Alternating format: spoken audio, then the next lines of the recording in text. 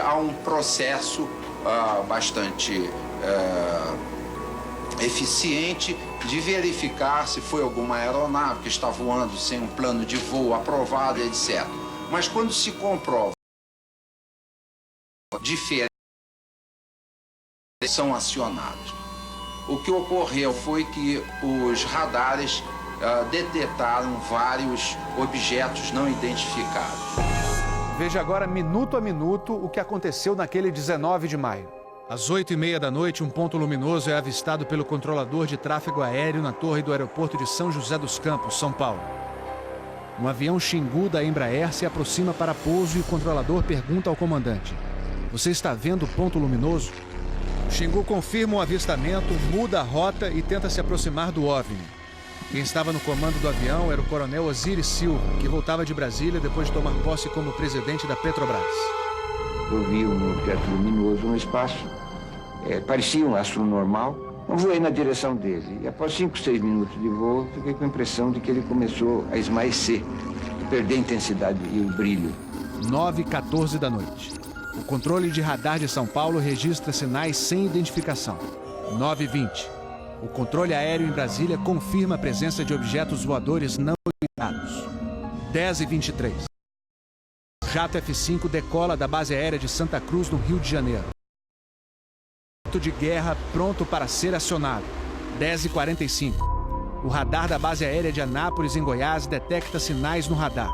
Um Mirage também armado decola em busca dos OVNIs. 11h15 da noite. O piloto do primeiro F-5 a entrar em ação avista um ponto luminoso e começa a perseguir o objeto voador não identificado. Nosso objetivo justamente era esse, se aproximar e identificar. Nós não conseguimos nem nos aproximar, muito menos...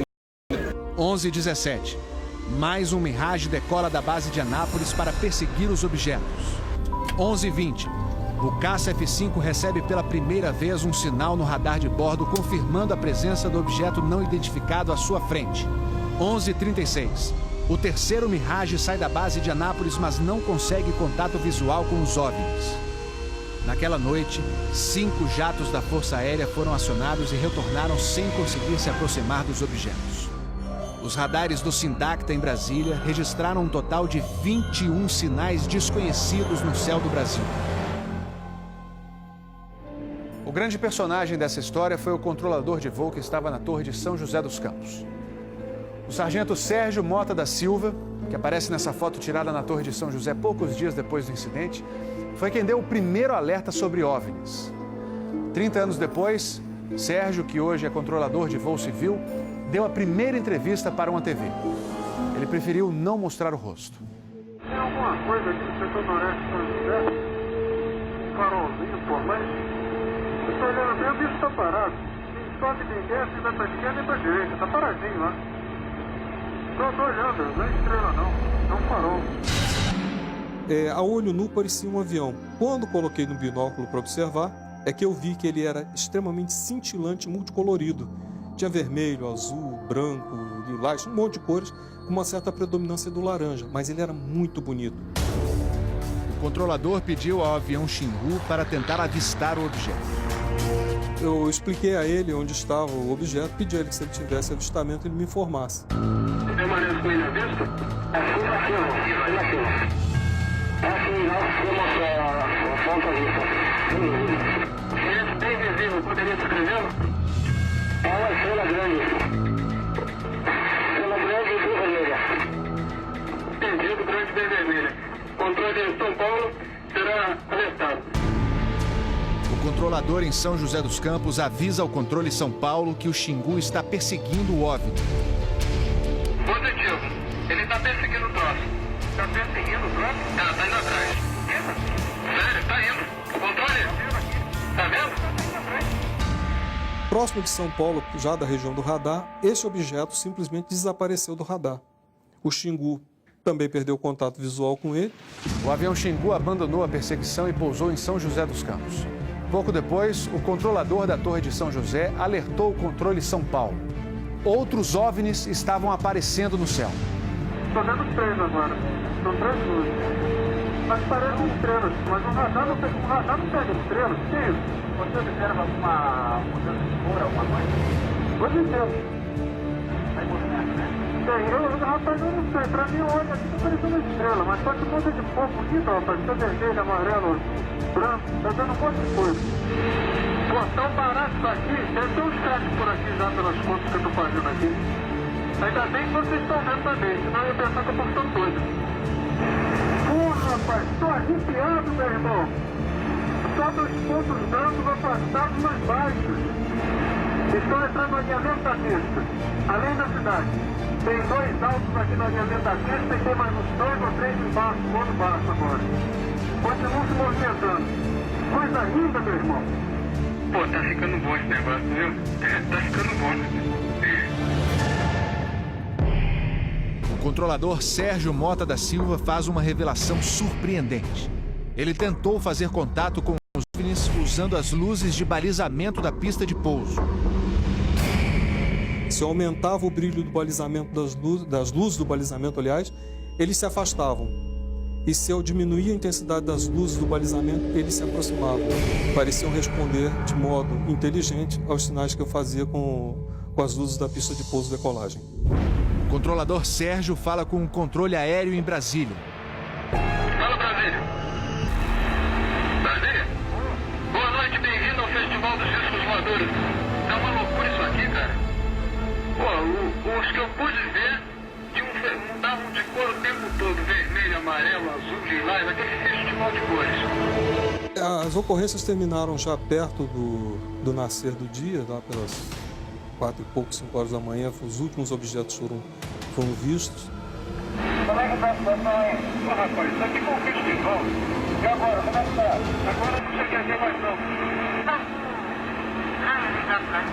Você não informa nada, não? Positivo. Mas você não viu nada, não sabe nada. Positivo. O Fantástico também teve acesso às gravações das conversas entre os pilotos e a defesa aérea.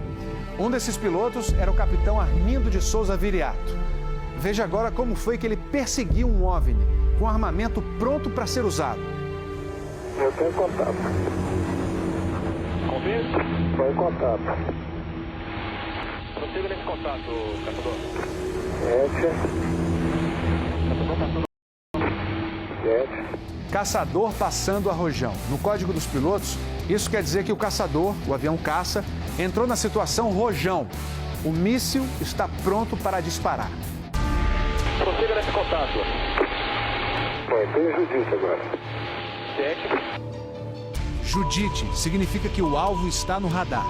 Ou seja, o piloto pode atirar se for autorizado pela defesa aérea. Mas neste momento, o alvo se afasta em alta velocidade.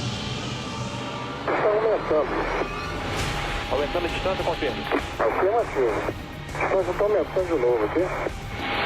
7. Passando rápido. Comportamento muito estranho, ok? O capitão Viriato falou sobre a incrível velocidade dos OVNIs numa entrevista ao Fantástico. Essa aceleração, o radar de Brasília chegou a pegar na época de defesa aérea, deu aproximadamente Mach 15. Isso aí daria em torno de 15 mil km por hora. 15 mil quilômetros por hora é uma velocidade muito acima dos jatos mais rápidos do mundo, que chegam no máximo a 4 mil quilômetros por hora. Um documento confidencial do Comando de Defesa Aérea de junho de 1986 concluiu: os objetos produziram ecos nos radares do sistema de defesa e também nos jatos que perseguiram os OVNIs. Houve contato visual dos pilotos. Os objetos atingiram velocidades supersônicas e mostraram capacidade de acelerar e desacelerar de modo brusco. E a principal conclusão do relatório: os fenômenos são sólidos e refletem inteligência pela capacidade de acompanhar e manter distância dos observadores, como também voar informação. Não foi possível identificar a origem dos objetos. Foram esses 2 ufólogos, pesquisadores de OVNIs, que conseguiram no Arquivo Nacional em Brasília a liberação gratuita dessas gravações. O fenômeno OVNI é real, existe, e o governo sabe disso, as Forças Armadas sabem disso. Essa documentação sendo exposta para o público permite que as pessoas entendam que isso não é brincadeira. Não tem como a gente falar que seriam naves extraterrestres, né?